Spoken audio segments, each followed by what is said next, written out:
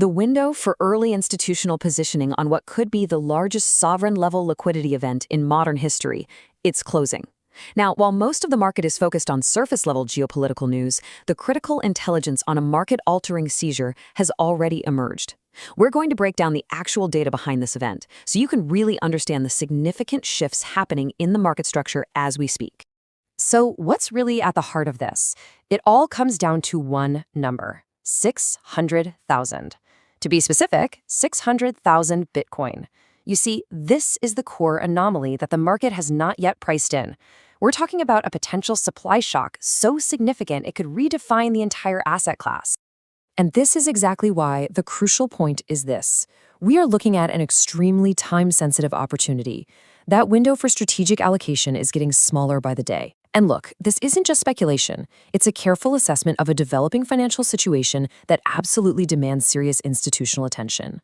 Okay, let's talk about the information asymmetry here, because it's huge. The real story isn't the headline noise about regime changes. No, it's the underlying financial event, a potential seizure of assets, on a scale that is, frankly, difficult to comprehend. The data discrepancy between those headlines and the actual financial intelligence, well, that's where the opportunity is. All right, let's dive into our first point, which we're calling the $60 billion anomaly. Here, we're going to examine the specific details of a state-owned Bitcoin reserve and the intelligence that's pointing to its potential change of hands. So to be perfectly clear, what we are talking about here is a sovereign Bitcoin stash. This is not some corporate treasury or an exchange wallet.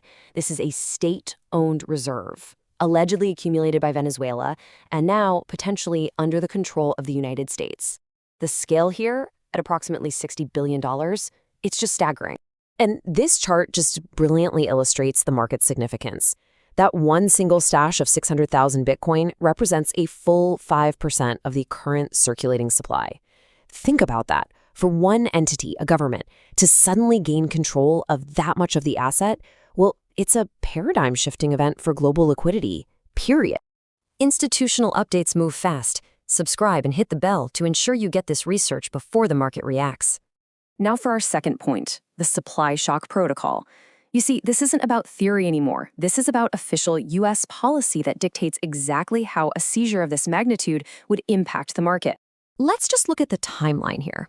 Back in March of 2025, an executive order formally established the U.S. Strategic Bitcoin Reserve. Now, this wasn't some minor development. This created the official framework for what is happening right now, a confirmed seize and hold policy for digital assets of this nature. And here it is, the direct confirmation. The Treasury Secretary, Scott Bessent, articulated the new protocol with just 2 words, seize and hold. Now, this is a critical distinction. The prior policy involved auctioning seized assets, returning them to the market. This new protocol, it means permanent removal from the liquid supply. So what does this actually mean? Well, the direct impact of this policy, should the U.S. secure these coins, is a permanent reduction of the liquid supply by at least 3%. And let me be clear, this isn't a temporary dip. It's a structural liquidity shock that is baked directly into official government policy. It's a fundamental change to the supply-demand equation.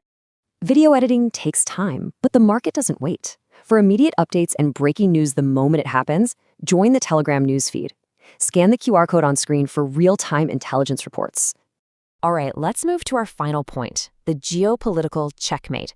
This is where we see how this all builds into a global strategic issue, focusing on the inevitable reaction from other world powers to this unprecedented move by the U.S. And this right here illustrates the strategic chessboard perfectly.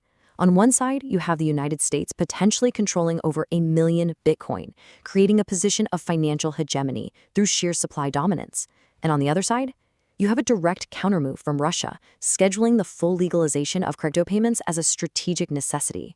The game is absolutely changing. So what's the real takeaway here? What does this all mean? We are witnessing a complete transformation of the market structure. Bitcoin is shifting from being seen as a speculative asset in the eyes of nation-states to becoming a national security instrument.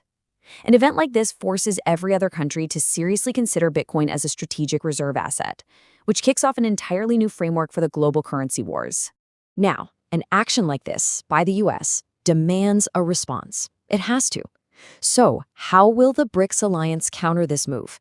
I analyzed their entire plan to combat US Bitcoin dominance in the analysis right here. But there is a third country quietly accumulating in the background. Click right here to see who it is. Stay ahead in the crypto market. Subscribe now for the latest global news and updates.